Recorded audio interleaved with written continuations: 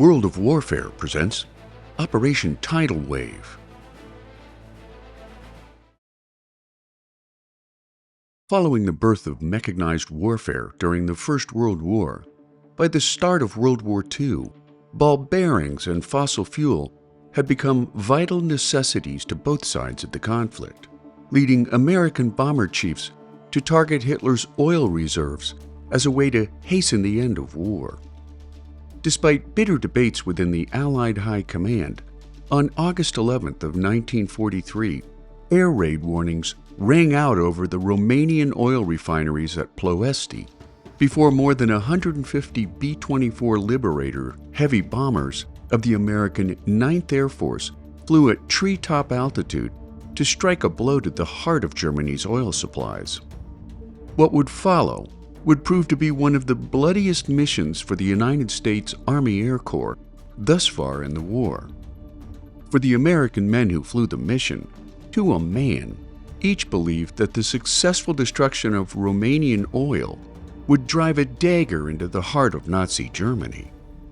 During the secretive planning stage of America's raid on Ploesti, deep divides in Allied bombing policy exposed fundamental strategic differences between the British Royal Air Force and the U.S. Army Air Corps, wherein British bombers only raided at night, while the Americans sent bomber crews on daytime missions over Axis targets by employing tight formation flying for mutual fire support and the use of the Norden bombsight,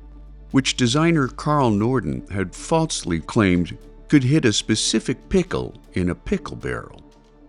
To make the divide between the two Allied air forces ever more glaring, RAF Air Chief Sir Arthur Harris refused to acknowledge that there were any strategic weaknesses in the German war economy and supply lines, particularly oil,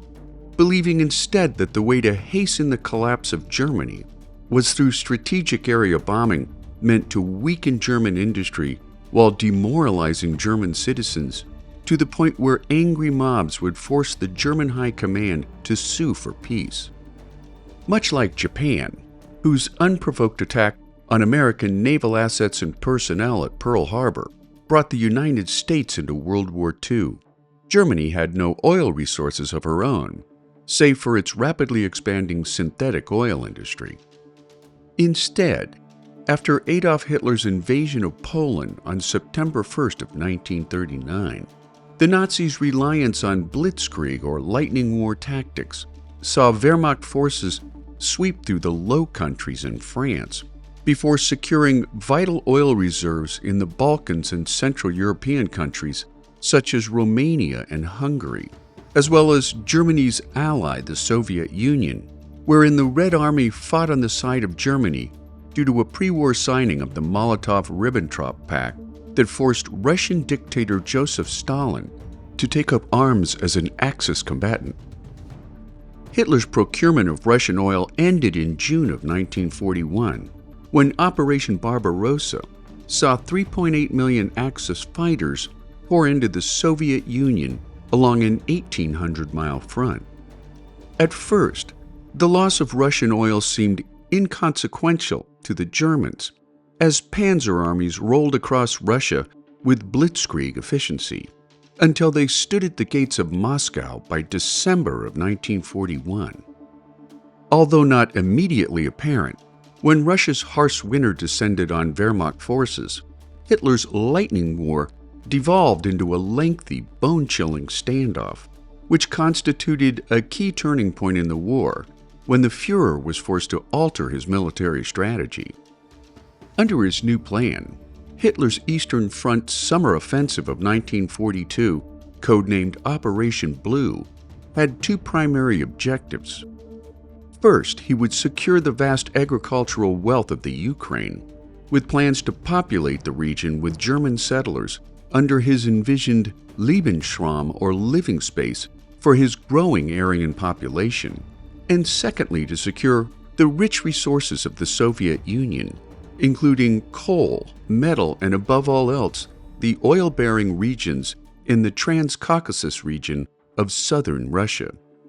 Operation Blue opened with sweeping victories on the Russian steppe, quickly erasing the setbacks of the winter of 1941. In the south, Hitler's panzers surged forward as they had done a year before, racing toward the Trans-Caucasus oil fields, only to stall near the peak of Mount Elbrus when they overran their supply lines. On the banks of the river Volga, General Friedrich Paulus's Sixth Army had been drawn into a battle around the massive industrial city of Stalingrad, where the Red Army had transformed the city into a formidable center of resistance.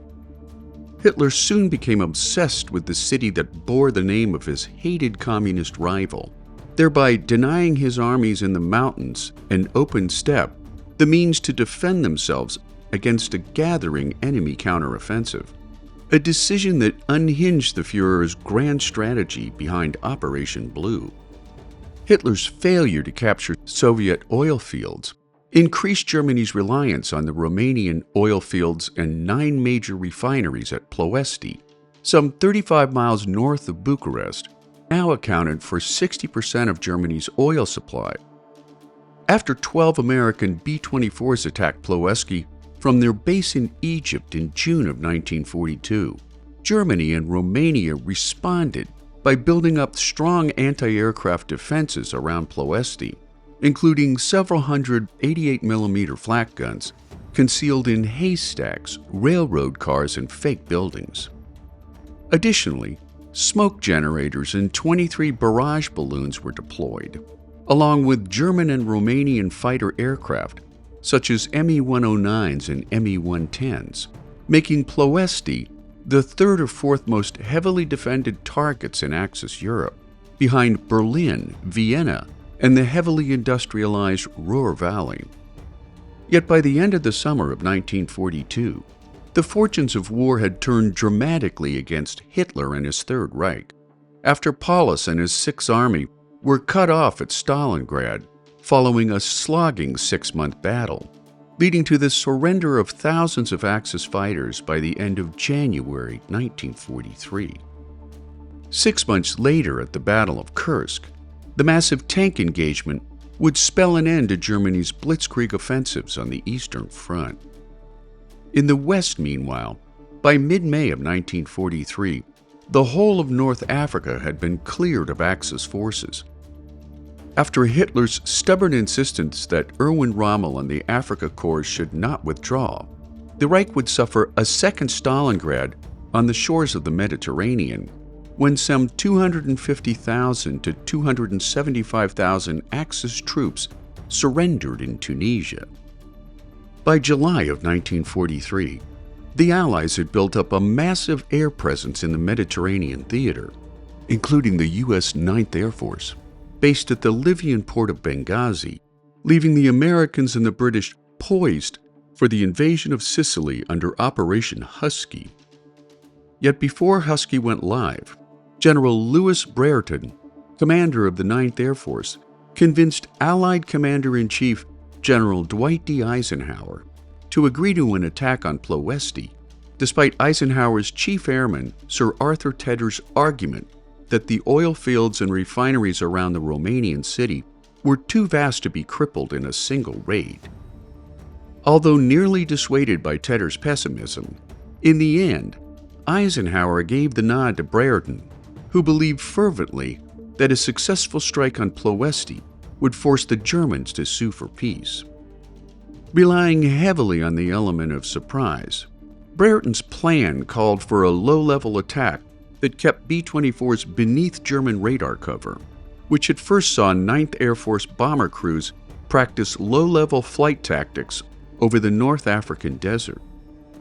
The planned flight path would take the bomber stream across the Mediterranean over the island of Corfu,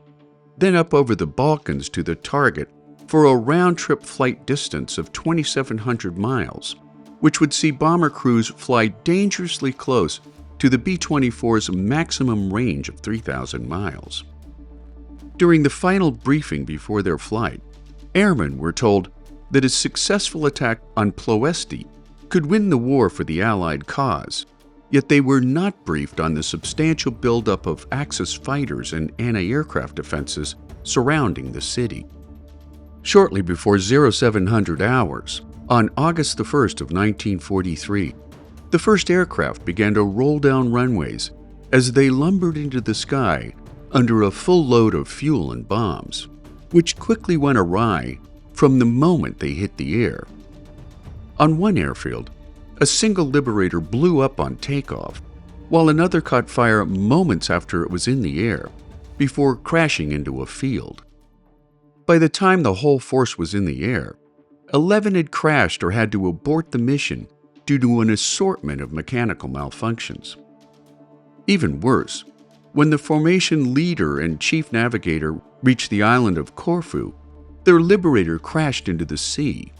and when the bomber stream reached the Balkans, a heavy cloud cover forced bomber pilots to shake out their formations to avoid mid-air collisions, which further exacerbated navigational difficulties that played havoc with carefully planned attack schedules and timing. Confusion ruled the mission when the bomber stream dropped down to the deck as they approached the target, and when one leading group inadvertently swung off towards Bucharest after following the wrong railroad track. The flight broke radio silence to alert the others about their mistake, in turn alerting German gunners and fighter pilots before the main bomber force could reach the target. After the leading bomber wave pressed on through a wall of flak to drop their bombs on their targets, follow-up groups found themselves flying through a nightmare of flames from oil storage tanks that had erupted in flames.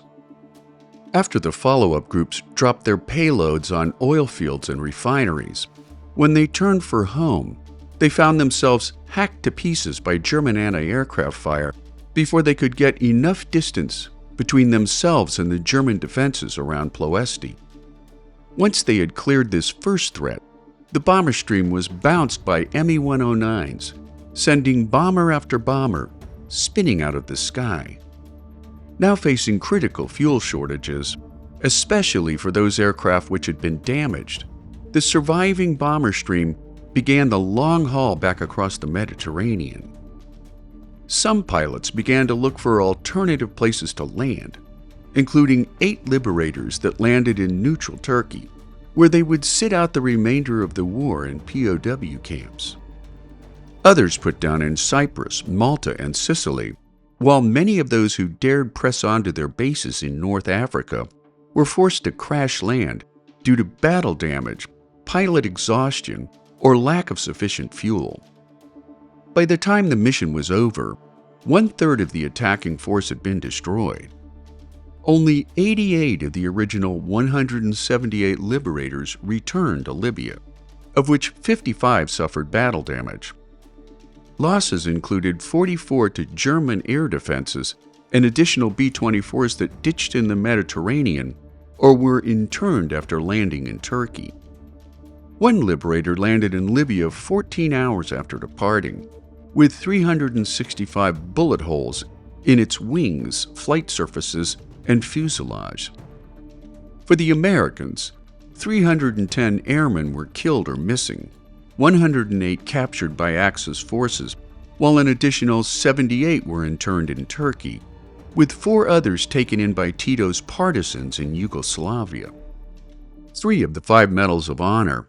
the most awarded for any single mission in history, were awarded posthumously, while an additional 56 Distinguished Flying Crosses and 41 Silver Stars for Valor were awarded.